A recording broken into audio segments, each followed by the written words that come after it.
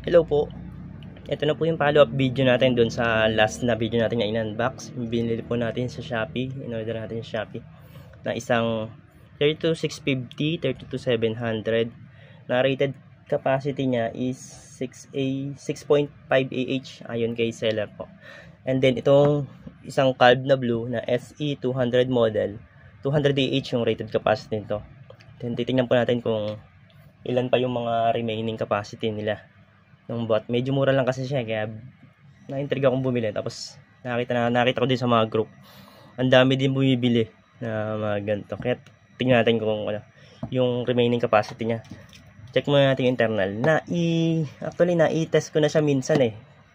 Natapos ko na siyang tigisa. Kaso ang problema nung in-extract ko na yung data nung test, hindi ko pala na-i-save, kaya ulitin na lang po natin ha, para ma-video natin yan. Okay. Internal resistance na ito ang Calb is 0.3 milliohms. Ito 32650. Kita naman po no. Check natin itong isa.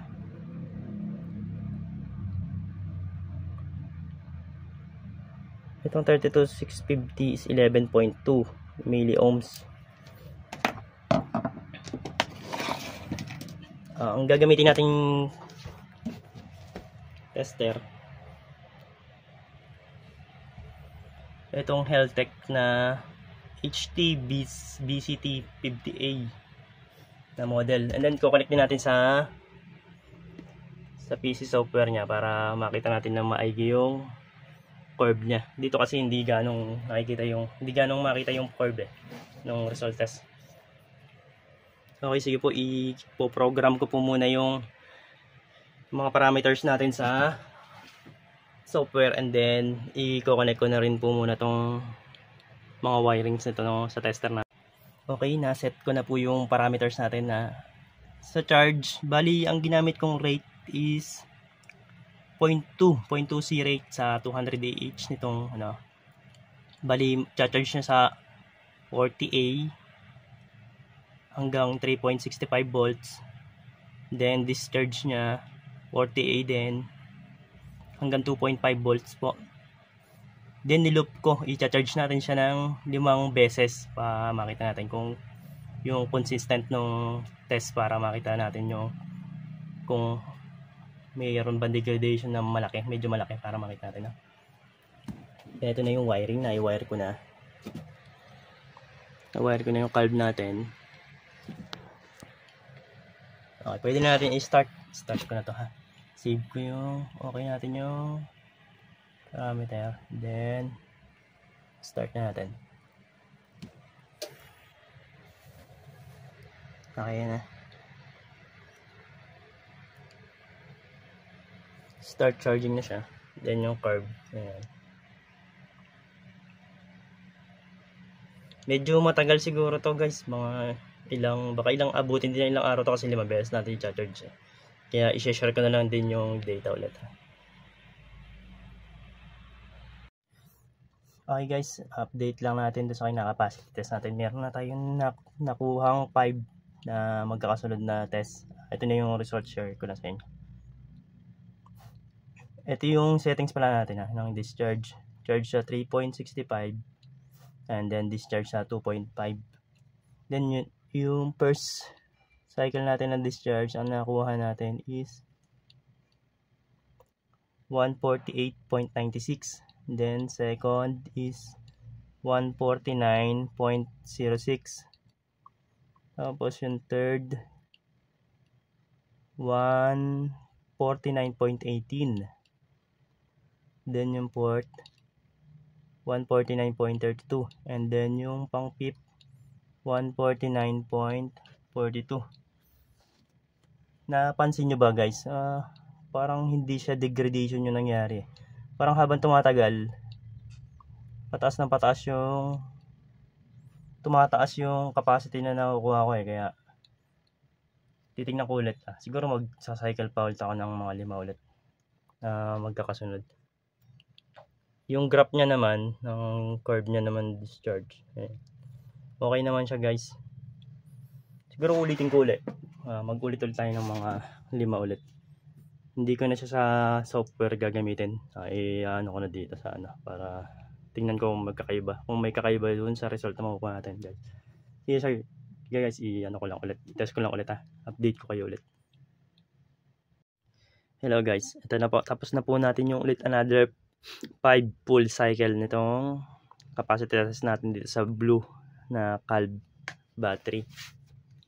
Test natin. I-check po natin yung result.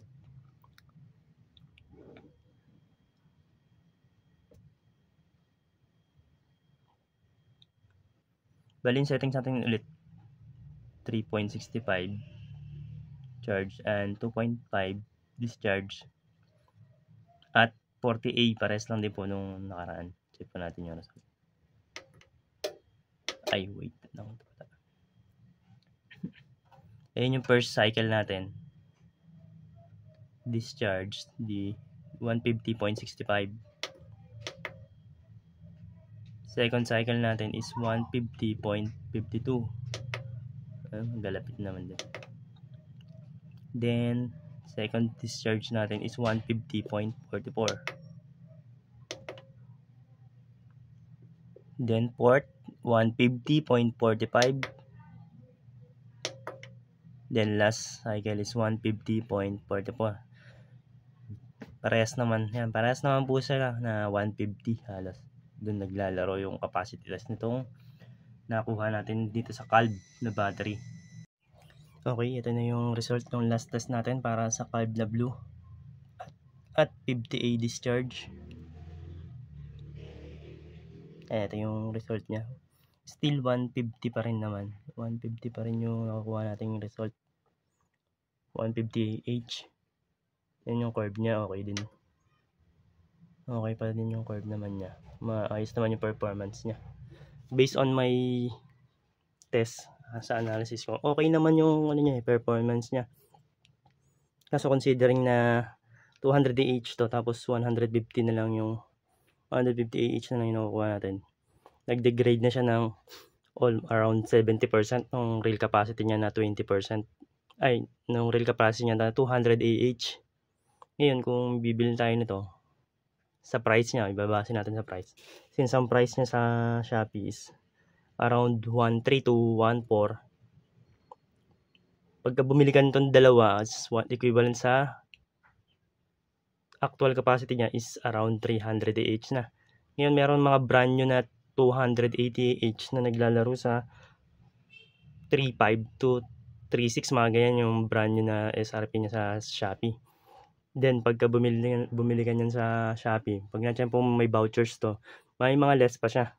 For me, siguro risk din yung pagbili nito kasi considering na gamit na to, hindi natin alam kung kailan siya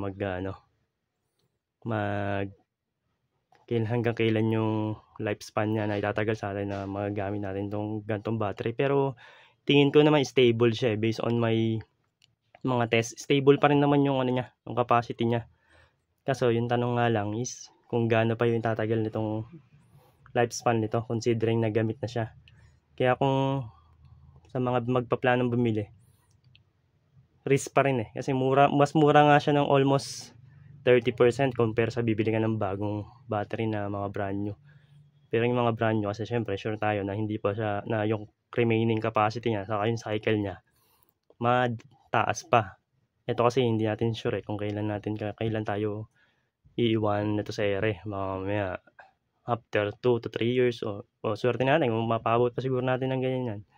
Pero I don't know din kung ganun, kung hanggang sa kailan siya tatagal. Kaya it's a risk din pag bumili tayo ng ganito.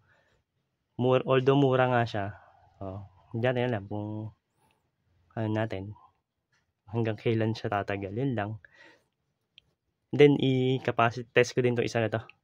Mag-test din ako ng capacity na to. Ng rated 6.5 AH na nabili ko sa Shopee din. Tingnan natin kung ilan yung remaining capacity to, or kung true rated ba siya na 6 AH. Okay, sige, test ko muna ito ha. Okay guys, ito tapos na natin yung 32650 na kinapacity test natin. Ginawa ko ng unsettings natin is, wait lang, focus natin. Ginawa ko ng 3A yung discharge current niya, saka charge current niya pala. Ngayon tingnan natin yung result. Kaso itong natin mababa lang, 3.36 lang siya. 3.36 AH lang yung nakuha natin dito sa 32650. Na rated daw nito is ayon kay seller sa description niya, ang rated nito is 6.5 AH, kaso mukhang negative tayo dito, mababa. Okay guys, yun lang. Abangan nyo pala yung natin guys, yung puti, yung kulay white na calv knob natin. Mayroon din ako in-order nun, kaso hanggang ngayon kasi wala pa, hindi pa dumarating. Isang buwan na rin ata yun, hindi pa nagkaka-stock yung seller na in-orderan ko. Capacity test din natin yan. Tingnan natin dito kung ganun din yung remaining capacity niya pa. Parehas lang sila na 200 each yung kulay puti. Okay guys, sige. Yun lang. Next time na lang uli yung white, abangan nyo ha. Bye bye.